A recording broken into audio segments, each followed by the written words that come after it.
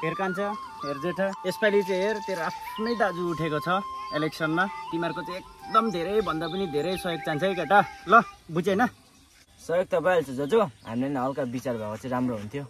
विचारको त तँ टेन्सनै नगर्न मैले तिमीहरूको लागि एकदम व्यवस्थाहरू मिलाइसकेको छु बस तिमीहरू मलाई चाहिँ एउटै काम गरेर अब हो काम चाहिँ के हो जजो यो आउँदो शनिबार चाहिँ एउटा सानो बड्के मिटिङ हुनु गइरहेको छ तिमीहरू दुईजना भएर चाहिँ सम्पूर्ण गाउँलेहरूलाई निम्ता है केटा हो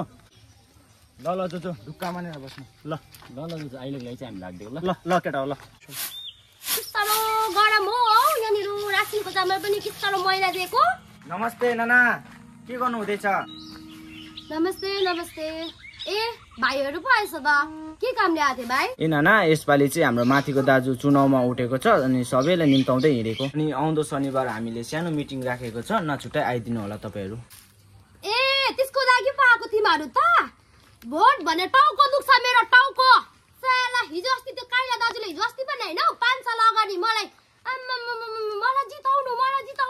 म तपाईहरुलाई भोट जितायो भनेदेखि यहाँनिर इन्द्र हाउस दिन्छु यो तपाईको चुने छाले त म छत बनाइदिन्छु भनेको बाप रे 5 साल बितिसक्यो मेरो बाउको म बुढो हात भत्ता दिन्छु म बाबाई मलाई भोट दिनु मलाई भोटमा जिताउनु भन्यो मेरो बाबाई बिचारा बुढो सास बढी दम बढी गएर त्यहाँनिर भोट लगाएको भोट लगाएर त बुढो भत्ता त हैन अर्को पो दिएर मरेछ साला हरामीहरू खोइ छाना चुएर शेष भइसक्यो मेरो बाउ मरिसक्यो भनेर बुढो भत्ता नखाइ मर्यो अब के को भोटमा आउने त म त अहिले सिस्नो पानी लगाउँछु अहिले भोट म त्यस्तो नभन्नु यसपालि हाम्रो आफ्नै जजो उठेछ हामी यसपालि केही गरौँला नि ल यसपालि तिमीहरूलाई भोट दिएर हेर्छु के नाप्दो रहेछ हेर्नु पर्यो बहिनी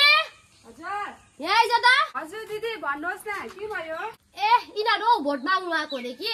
हजुर अस्ति पालि आएको थियो नि तिनीहरू केही नापेन यिनीहरूले केही खुस गर्छ होला यसपालि चाहिँ भोटमा जिताउनु पर्यो यिनीहरूलाई त्यो उयोको दिदीलाई पनि भन्नुपर्छ हौ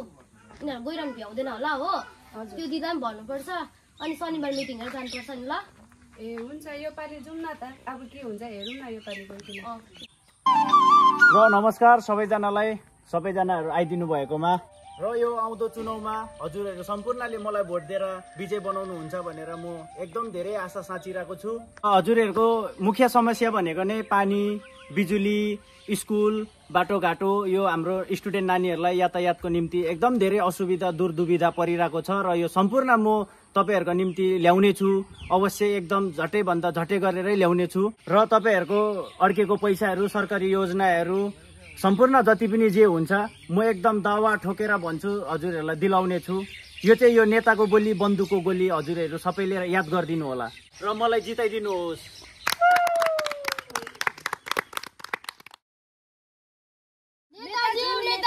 भोलि ल टाइम छैन आज नेता पनि पहिलाको नेता जस्तो रहेछ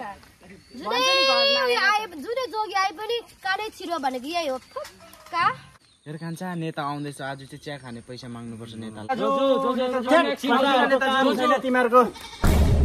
500 रुपैयाँ र खसीको मासु